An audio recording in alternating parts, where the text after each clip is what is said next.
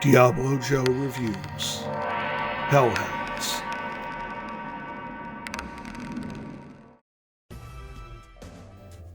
Legendary horror comics illustrator Bernie Wrightson once described his general distaste for the blood-sucking undead, saying, "I don't really care for vampires. They tend to be snotty and actually like being vampires." Then he counters, "I had a good time with werewolves. You can always have a lot of sympathy for a werewolf," adding, "This poor guy didn't ask for this to happen to him. I always related to that. That outsider, restless aura that often seems to surround werewolves and a wolf's pack nature always seemed to make them a good fit for the misunderstood misfit from society. I was a teenage werewolf, first tapped into that angst, but it was 1971's Werewolves on Wheels that tied the full moon fever to the biker outlaw or drifter figures of that era."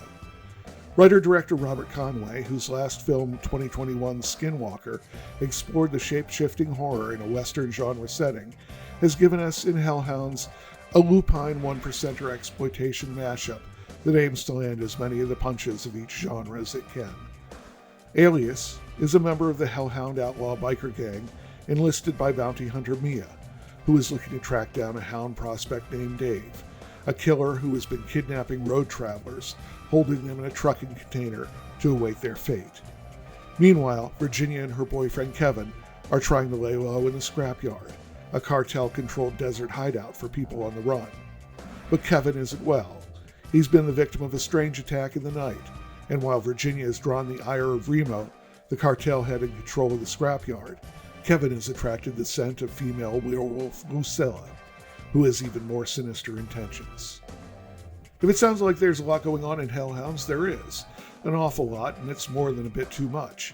Not even mentioned above is the subplot of the Hellhounds' rival gang, the Silver Bullets, with whom Alias and Mia have a particularly bloody run-in. The film even teases an introduction to the great D.B. Cooper, once the mysterious hijacker, now just an old man hiding out in the desert.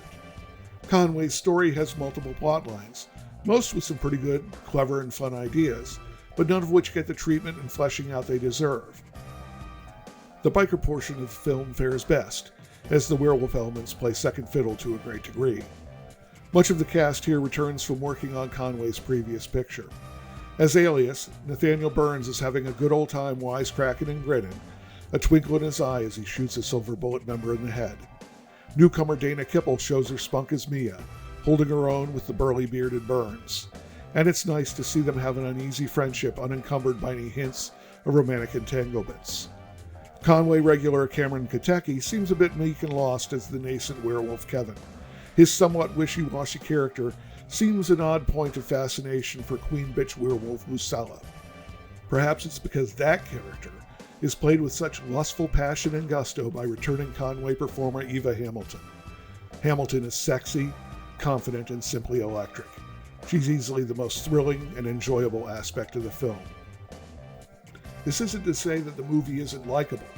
Despite its morass of plot lines and often meandering story threads, Hellhounds can be pretty fun. What's not to love about a biker bar that tosses in every trope, from topless biker mamas to brawling badasses complete with bottles smashed against heads? And the gore effects are gruesome and well executed overall. The full-tilt werewolves are shown a bit too much for their own good. Their fluffiness would have benefited from a bit more shadow and imagination. It would have been nice to see Robert Conway take a few of these choice ideas and really run with them. They all have promise, though some more than others. Obviously, the guy has imagination and can create some fun and enjoyable characters. And while they may not be enough, or too much, to make Hellhounds ride at the front of the pack, they rumble and howl with enough abandon to make the film worth a watch. This devil of a reviewer gives Hellhounds 2.5 out of 5 imps.